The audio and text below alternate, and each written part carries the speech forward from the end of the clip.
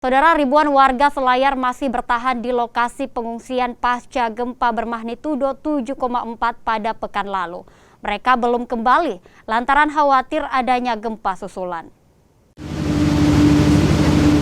Jumlah warga yang mengungsi di Pulau Kalotoa, Kecamatan Pasilambena mencapai 8.600 orang dan tersebar di 6 desa. Mereka umumnya mengungsi saat malam hari dan akan kembali ke rumah untuk melakukan pembersihan saat siang hari.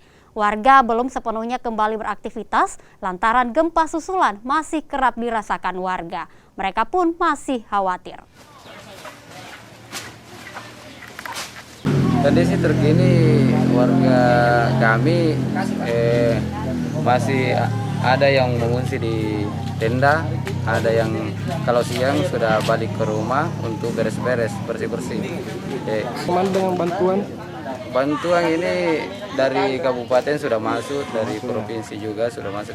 Harapannya sendiri, Pak? Harapannya ke depan untuk mudah-mudahan ini gempa berakhir supaya masyarakat sudah bisa